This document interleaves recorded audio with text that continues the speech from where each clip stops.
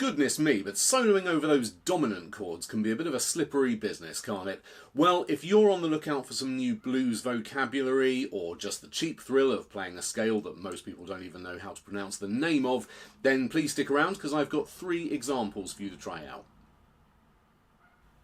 Okay, well, I don't know about you, but speaking personally, however exotic the scale, just playing up and down it has kind of limited appeal. So I think we need a little bit of context for this. So for that, I have this little backing track that goes like so.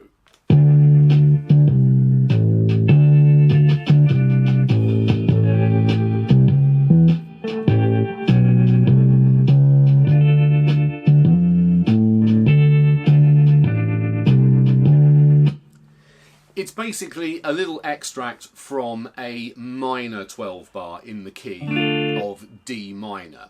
It's that bit at the end of the sequence where we're on our root chord, the D minor, and then we move to the 5 chord, which in this case is an A dominant 7, before resolving back to the D minor. And it's that 5 chord, the dominant 7, the A7, that's really of interest to us here. So why is that chord so significant? Well, it's the moment in a blues sequence, or most pop sequences actually, where you've journeyed furthest away from the root or tonic chord, the D minor in this case. It's the moment where you've moved furthest away from that feeling of stability, and it's the most tense. We're really yearning for it to resolve back to the D minor, and it's that tension that's going to give us license to get a little bit zany with our note choices. So let's have a look at the first one. Okay, so if you've ever explored soloing over dominant chords before, there is a very good chance you will have encountered this scale.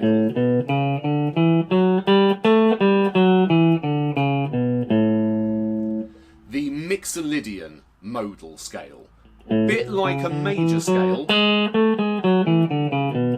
except we have a flattened 7th.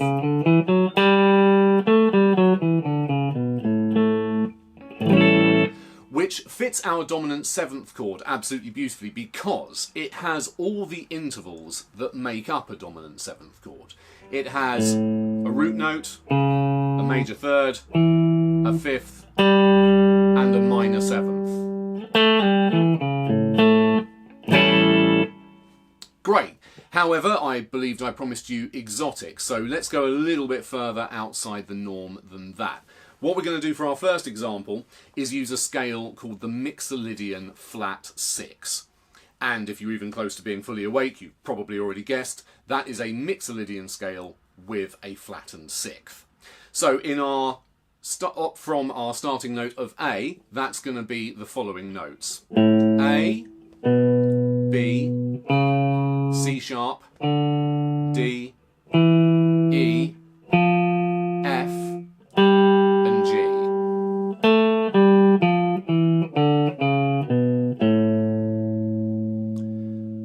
Might sound like a little bit of a confusing mishmash on first listening.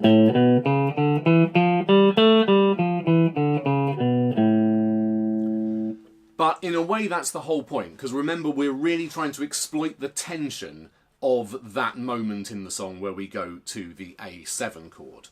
So what's actually going on there from a theory point of view, which you don't have to be desperately concerned about if you're not naturally, but for those of you who are interested, what's going on there? We've still got, notice, all the notes of the dominant 7th chord in our Mixolydian flat 6 scale. We've still got the root, 3rd, 5th and flat 7th. So we're on safe ground there. The real surprise, though, is this flat 6, the F note.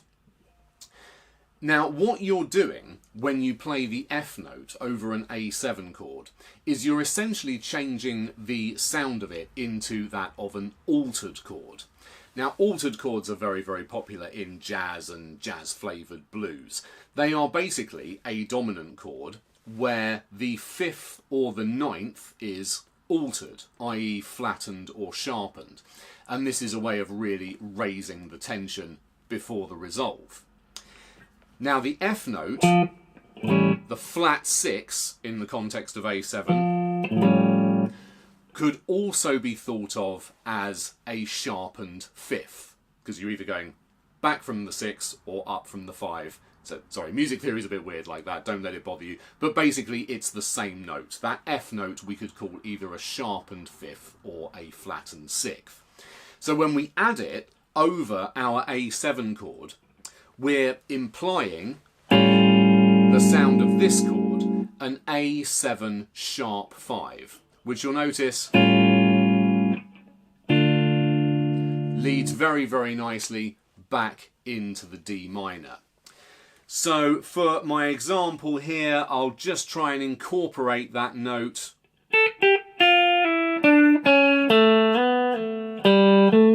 before resolving to the D. All right, let's give that a go.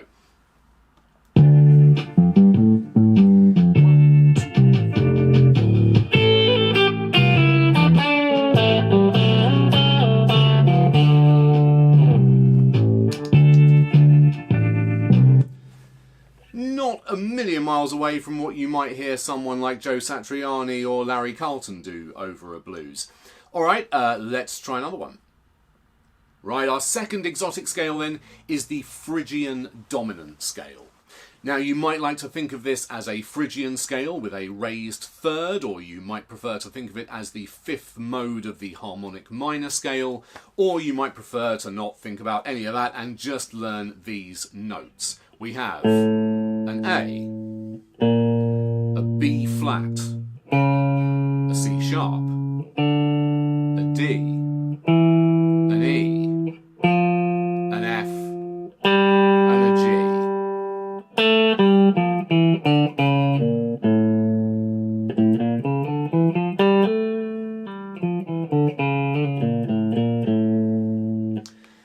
And just playing it up and down, you can hear there's a real kind of dark flamenco kind of a feel to it, shades of Al Di Meola maybe. Now, the theory bit here, we're still playing a kind of dominant scale, hence the name Phrygian Dominant. So you'll notice we've still got those crucial notes that make up our A7. We've got our chord tones, the A, the root, the C sharp, the major third, the E, the 5th, and the G, the flat 7th. The real fruity note though is this B flat. So this is where that implied altered chord comes in here, although it's a different one this time. The flat second, as it's called in the Phrygian Dominant scale, can also be considered a flat 9th. A 9th and a second are the same note, it's just a different octave. So one of those music theory weirdnesses again. So the implied chord, when we use that B flat over the A7, is this A7 flat 9 chord. Which you'll notice again, gives us a very strong resolve back to the D minor, because we've really ramped up the tension inherent to the dominant chord. So it's very good for some dark and moody lines. Let's give that a try.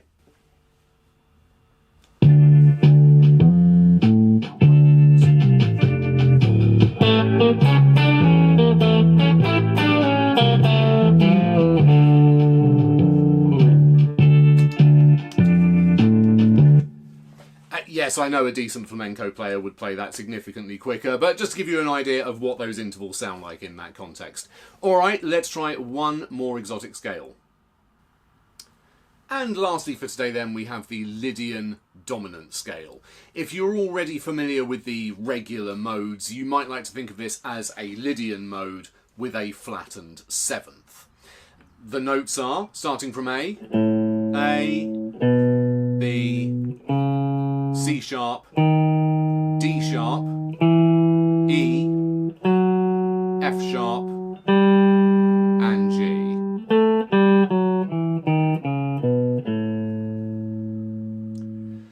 Very popular jazz scale, this one. Again, it's a dominant scale, so we have our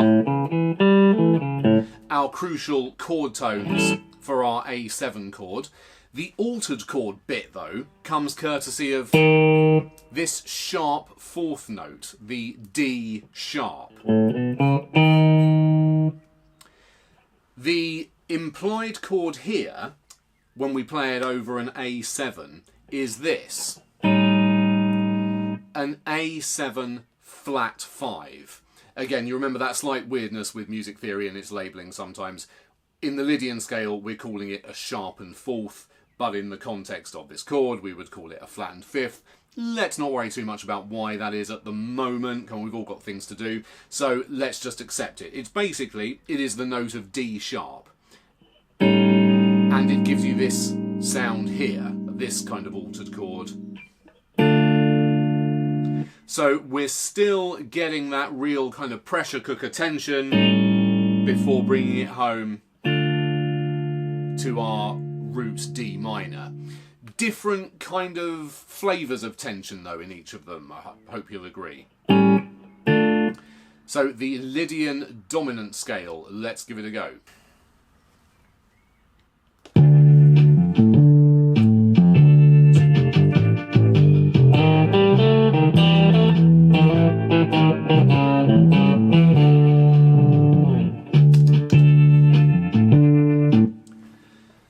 The blues purists in your band might give you a bit of a dirty look, but you might have a Scott Henderson fan in the audience who will give you a little bit of a nod of approval for that one. So there we go, a few ideas for some slightly more exotic soloing vocabulary. Really hope there was some stuff of interest there to you. If so, please consider liking, subscribing, commenting and all the usual business. And I'll see you with something else very soon. Cheers.